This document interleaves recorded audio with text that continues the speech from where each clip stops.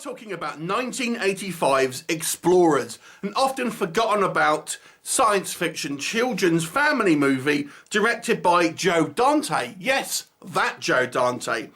This movie is interesting for having the feature film debuts of both Ethan Hawke and River Phoenix. The latter, of course, who sadly passed away and is brother of the probably more recently more known Joaquin Phoenix.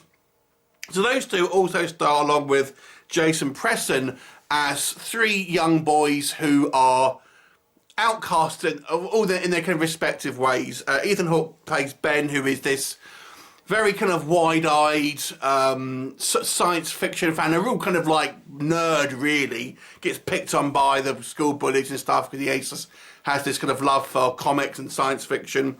River Phoenix plays Wolfgang, who is this kind of like this more intelligent, kind of scientific kind of boffin type. And then we have Jason Preston plays Darren, who comes from a very kind of broken home, poor background, and is the kind of like the rough and tumble member of the group. But they all have a great bond. And Ben, played by Ethan Hawke, seems to get this sort of dreams that he seemed to show him some type of circuitry, and Wolfgang, being the brains of the outfit, decides to make it, and it forms this kind of sphere which they are able to control, and then they build up a rudimentary spacecraft to go into space and ultimately meet some aliens. So we have to talk about the issue with this movie is that the end product that we actually got is actually an unfinished film. The movie was never finished to the satisfaction of the director Joe Dante. So the studio wanted to kind of get the movie out before production had actually finished. So what we got is a little bit of a sloppy movie because it's unfinished. Although I have to say that I don't think you can totally blame that on some of the movie's shortcomings. But before we come on to that, let's talk about what works. And what works is definitely the first half of this movie. Possibly even the kind of, I would say, the first 3/5, I would say, maybe even more so.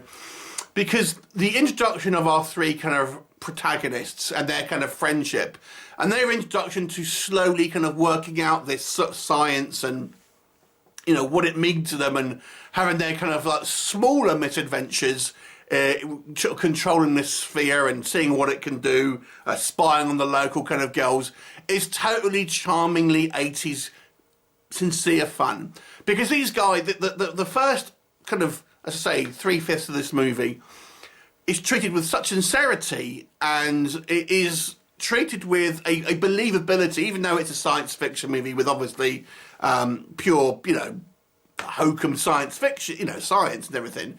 Nevertheless, our characters are treated as real characters, believable kind of archetypes, and the performances by our three actors are all great. I mean, Jason Preston never really went on to any sort of success like the other two, but he was personally my favourite character out of the three, kind of the most grounded, really.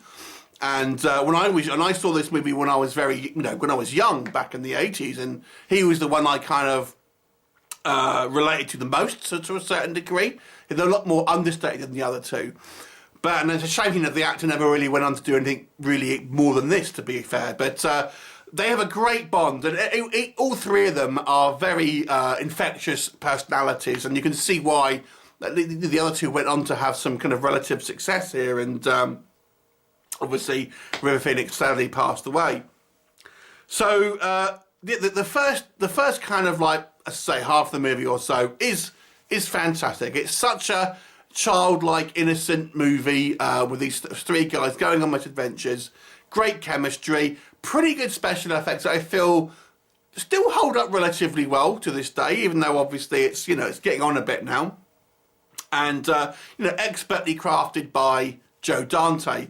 What doesn't work, and then we've got to talk about the second half, or probably more appropriately the final 2/5 of the movie. It's when they actually go into space, and because unfortunately then the movie takes much more of a kind of a goofy turn when they are sort of go into this kind of spacecraft and they meet these weird, extremely cartoon-like aliens who have learnt Earth culture by watching TV and kind of talk like game show hosts and things like this.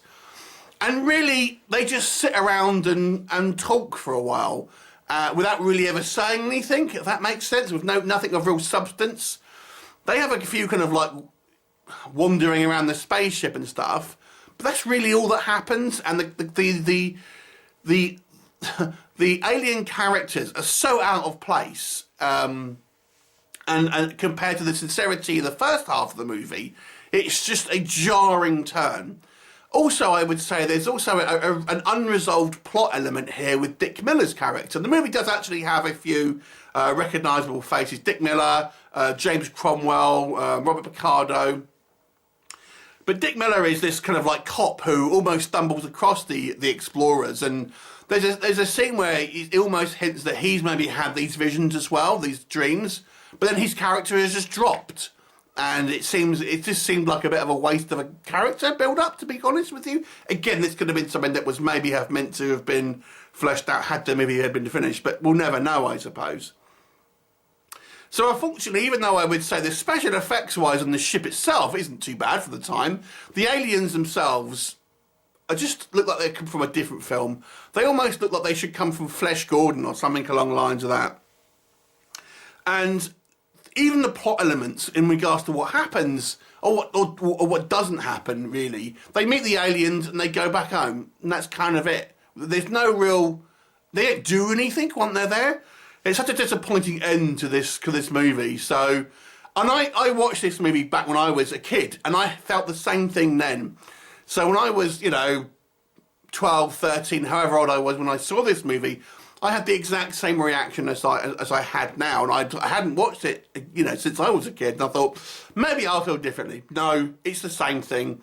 So I do feel this movie is, starts off brilliantly, and the first half of the movie is worth watching alone, but you can kind of almost forget about it once they actually go into space. It's a shame. Who knows what it would had it been properly finished, but honestly, I don't think it would have made a huge difference, because obviously the effects work was done and all that sort of stuff, so I don't know if there could have been much more they could have put on. I can't imagine there was that much missing. But anyway, as it stands at the moment, it becomes understandably why this movie is somewhat forgotten, and really is an average film, to be quite honest with you. So I'll give it a 5 out of 10. Worth watching for the first half alone, and the performances by our three lead characters here, but once you go into space, it really goes downhill on a drastic measure. 5 out of 10. Have you seen it? What did you think of it? Leave me a comment and I'll look forward to seeing you next time. Bye for now.